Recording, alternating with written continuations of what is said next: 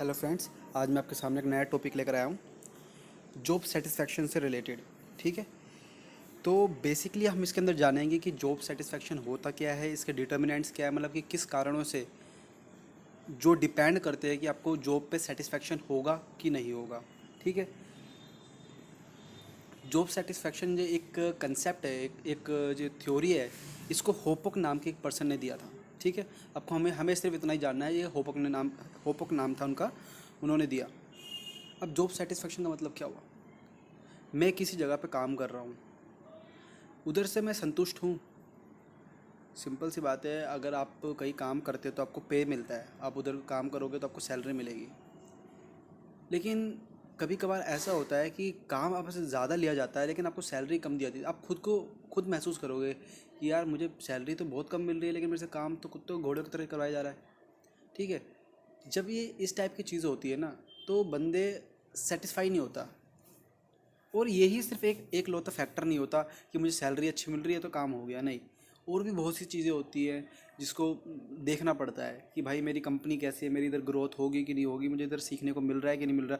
अगर मैं बोल रहा हूँ एक कंपनी में आप बैठे हो, आप 8 आवर्स की जॉब है आपकी, लेकिन आप 2 आवर्स मैक्सिमम टू मैक्सिमम काम करते हो। ठीक है, और बाकी टाइम वैकेंट रहते हो। आपको अच्छा लगेगा कि यार चल मैं रेस्ट फ्री हूँ, मेरा ज़्यादा बर्डन वाला काम नहीं है, नॉर्मल है। लेकिन क्या आप उधर ग्रोथ कर पाओगे? आप खुद सोचो कि आप उधर क्या सीख पाओगे ज़्यादा। जो आपने सीख लिया वो इनफ है, उसके अलावा उस कंपनी में से ज़्यादा नहीं सीख सकते आप। आपको कोई बदलना पड़ेगा जब जाकर आप सीख पाओगे। ठीक है, तो ये सब चीज़ें थी। अब हम इसके डिटर्मिनेंट्स के बारे में बात करते हैं। दो तरह के फैक्टर्स होते हैं, एक होता है इन्वायरमेंटल फैक्टर, एक होता है पर्सनल कैरेक्टरिस्टिक्स फैक्टर। ठीक है, इन्वायरमेंट की बात करते हैं। अब इन्वायरमेंट फैक्टर में थोड़े बहुत फैक्टर्स हैं, जैसे कि जॉब कंटेंट हो गया, ऑक्यूपेशनल लेवल हो गया, पे एंड प्रमोशन एंड सुपरविजन। अभी इसको एक बार थोड़ा समझ लेते हैं। जॉब कंटेंट, आपका जॉब का काम क्या है, आपकी पोस्ट क्या है।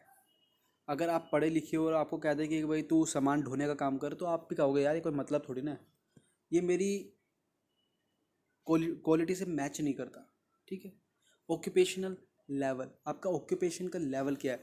मैं बोल रहा हूँ कि भाई एक बंदा 12वीं क्लास पास है, ठीक है, उसको 12,000 रुपीज़ मिल रहे हैं। लेकिन एक ग्रेजुएशन पास है तो उसको कुछ एडवांटेज तो मिलना चाहिए ना, उसने जो एक्स्ट्रा पढ़ाई करी है, जो एक्स्ट्रा एजुकेशन क्वालिफिकेशन ली है। भले ही वो दोनों सेम काम कर रहे हो, कंप्यूटर पे वर्क कर रहे हो, कोई परेशानी नहीं, लेकिन उसको एटलीस्ट ज़्यादा मिलना चाहिए क्योंकि जो उसने ऑक्यूपेशन करी है, तो इसका मतलब कि वो आगे चल के और भी चीज़ें गैदर कर सकता है। तो कंपनी वालों को ये होता है कि यार ये ज़्यादा पढ़ा लिखा है तो मतलब कि इसने कुछ तो किया होगा उस पढ़ाई पे पहुंचने के लिए, उसको पास करने के लिए, तो इसको एक प्लस पॉइंट मिलना चाहिए। पे एंड प्रमोशन, ये सिंपल सी बात है भाई, मुझे सैलरी मिलेगी, काम करूँगा, मुझे महीने के एंड में सैलरी मिलेगी।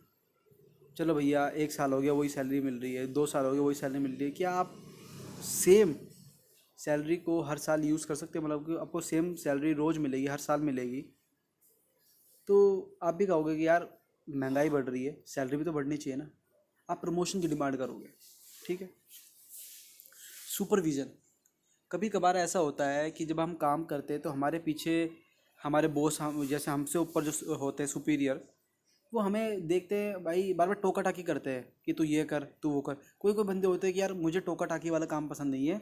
हाँ, मालिक तो नहीं बनोगे आप कंपनी में आकर, लेकिन ये है कि आपको एक पर्टिकुलर काम मिल गया, कोई ज़्यादा टोका टाकी ना करे। जब कोई बंदा को ज़्यादा लगता है कि यार ये मुझे ज़्यादा परेशान कर रहा है, तो वो बंदा उस कंपनी में वो सेटिस्फाई नहीं रहेगा। ठीक है, सेटिस्फेक्शन की बात हो रही है। फिर हम बात करते हैं पर्सनल करेक्टरिस्टिक्स के, एज के बारे में बात होगी। अब एक जवान बंदा है, उसमें जोश है, उसमें सब कुछ है, उमंग है, उमंग सब है, तो वो ज़्यादा एफिशिएंटली काम करेगा और वो बड़ा रेस्टली, जिसको कहते हैं ना, बिना आराम के वो काम करेगा। लेकिन एक वही ओल्ड आदमी जो 55 साल का 56 साल का है, वो ये सोचेगा यार कब ख़त्म होगा ये सारा काम, मैं घर जाना है। तो वो सेटिस्फाई है नहीं, वो कर रहा है, वो मजबूरी की बात है। फिर बात करते हैं सेक्स की। सेक्स के अंदर आ गया आपका जेंडर, मेल या फीमेल। अब भाई मेल तो चलो हर जगह चल जाता है, कैसे भी काम हो, या डे की शिफ्ट हो या नाइट की शिफ्ट हो, आजकल तो ऐसा इतना प्रॉब्लम नहीं हो रही। बाकी फीमेल्स ये प्रेफर करती है कि यार नाइट की जॉब ना हो, मॉर्निंग टू मॉर्निंग जॉब हो। और आपने इवन ये भी देखा होगा कि गवर्नमेंट जॉब्स के अंदर हम जब सेंट्रल लेवल की पोस्ट भरते हैं तो लड़कियों को उसी स्टेट में जॉब मिल जाती है जिस स्टेट में वो उन्होंने फॉर्म भरा था, उनका जो एड्रेस है जिसका, जो होम टाउन है उनका, मैंने दिल्ली से फॉर्म बनाया, एक लड़की ने दिल्ली से फॉर्म भरा है। तो अगर वो पेपर क्लियर हो जाता है, मैं सेंट्रल की बात कर रहा हूँ, सेंट्रल में आएगी। अब सेंट्रल में तो अगर लड़का है तो वो तो कहीं भी पोस्टिंग कर देते हैं, आर्मी और इनको छोड़ के। बाकी जो लड़की है, जैसे एसएससी आपने कोई क्वालिफाई कर दिया तो आपको उसी स्टेट में मिल जाती है, जो मोस्टली ऐसा होता है। ठीक है, तो ये क्या है, ये प्रेफरेंस देते हैं कि लड़की है तो भाई एक चलो एक एडवांटेज है। अब भाई लड़की रात को जा रही है तो वो भी परेशान होगी, वो सेटिस्फाई नहीं रहेगी जॉब को, वो सोचेगी यार इतने पैसे मुझे डे वाली शिफ्ट में मिल जाएंगे तो मैं क्यों उसमें करूँ। एजुकेशन, एजुकेशन तो बहुत इंपॉर्टेंट चीज़, आपको उसमें बताने की ज़रूरत है नहीं। ठीक है। मार्शियल स्टेटस, अब एक बंदा अकेला रहता है तो उसके खर्चे कम है। अब वो शादी शुदा हो गया तो उसके खर्चे बढ़ गए, सिंपल सी बात है। अब उसको ज़्यादा इनकम चाहिए होगी, पहले वो 10,000 में खुश था, लेकिन अब 10,000 में 2 लोगों का पेट पालना थोड़ा प्रॉब्लम हो रही है, अब और भी खर्चे वो भी खर्चे, तो वही चाहेगा ही ना कि मेरी सैलरी एक्स्ट्रा हो, तो वो जॉब सेटिस्फाई नहीं हो पाएगा। एक्सपीरियंस, एक्सपीरियंस कहते हैं ना, एक्सपीरियंस बोलता है भाई। अगर एक बंदा 5 साल से एक ही चीज़ में कर रहा है काम, अब जैसे कि कोई बंदा वो टीचिंग काम कर रहा है अप्रोक्सीमेटली 5 to 10 ईयर्स, अगर वो यार कोई और काम करता है, क्या वो कर पाएगा? मैं कह रहा हूँ ऑफिस वर्क करेगा, वो कर पाएगा? वो नहीं कर पाएगा इतनी एफिशिएंटली।